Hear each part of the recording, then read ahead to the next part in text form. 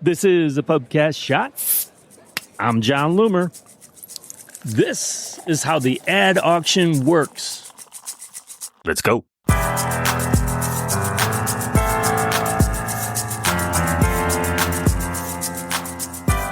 So if you're an advertiser who wants to be a master of your craft, you need to know how everything works.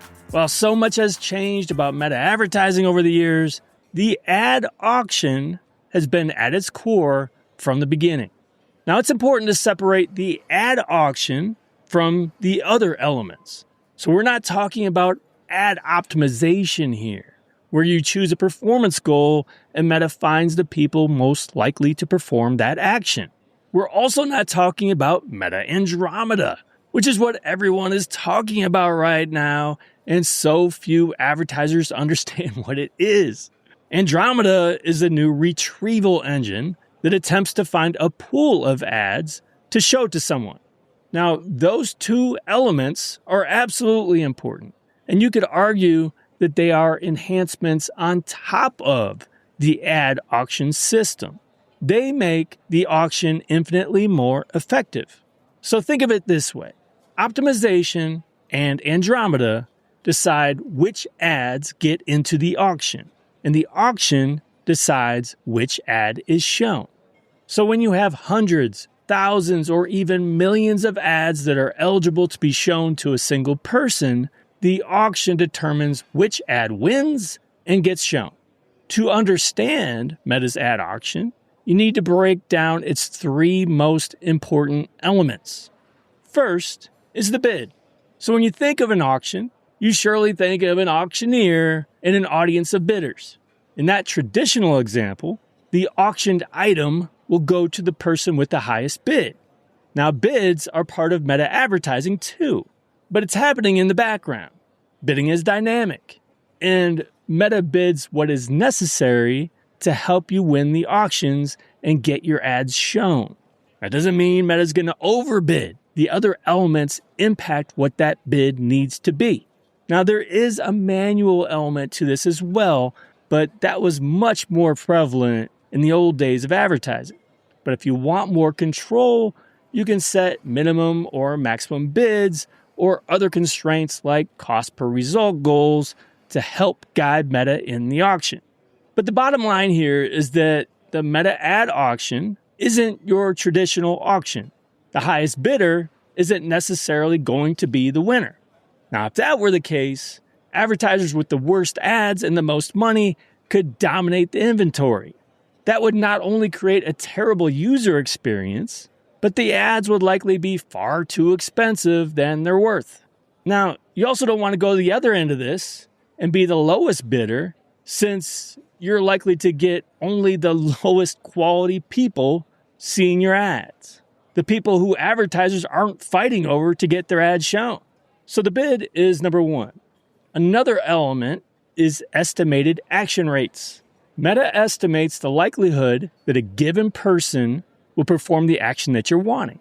So if you're optimizing for purchases, Meta's going to look at signals like past purchases, add to carts, or time spent on product pages.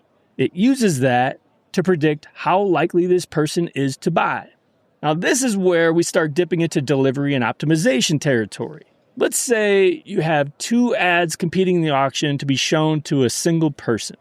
One ad bids twice as much as the other, but the ad with a lower bid also has a much higher estimated action rate. Meta is likely to favor the ad that is more likely to get the action that the advertiser wants. All right, so that's the second, estimated action rate. The third and final element is ad quality. Now, this is determined by user feedback, but there are also automated processes that help determine the quality of your ad. Low-quality ads are those that would withhold information, use sensationalized language, use engagement bait and clickbait and all those other scammy tactics.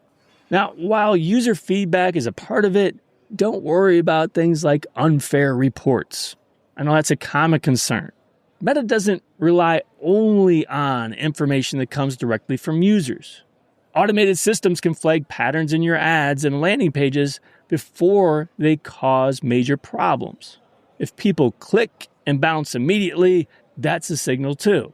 So understand that these three elements work together very closely to impact your ad costs. It's your bid, estimated action rates, and ad quality. If you create low-quality ads that fail to attract the actions you want from your ideal audience, you will need to spend more. And Meta may punish advertisers who consistently create low-quality ads by forcing them to spend more in the auctions. So here's the bottom of the glass. Winning the ad auction is more than simply having the highest bid.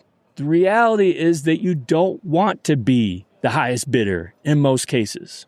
You also don't want to be the lowest bidder.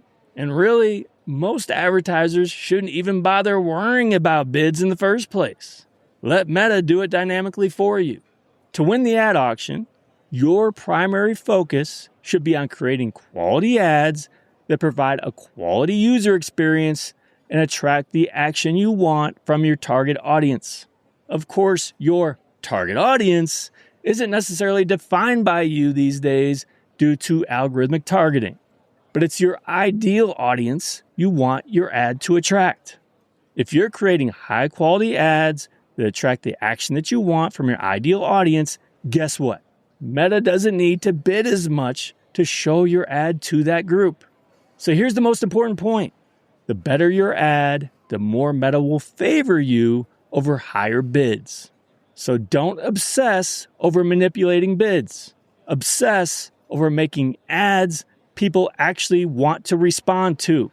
That's how you win the auction. You keep costs down and you run profitable campaigns. Thanks again so much for joining me on the Pubcast. I really do appreciate it. And if you're a regular or you want to become a regular, there are a couple things you can do. So first up, no matter where you are, whether it's Apple Podcasts, Spotify, on my website, somewhere else, make sure that you subscribe, rate, and review. This, more than anything else, will help me grow, and I truly appreciate it. Second, subscribe to podcast alerts. When you do, I will notify you every time I've published a new episode. It will include a brief explanation, a brief summary of what was discussed, and a link to my website where that podcast and transcript are embedded. To subscribe, go to johnloomer.com/podcast. Either way, I appreciate you. Thanks so much again for joining me. Until next time, do awesome things. I'm out.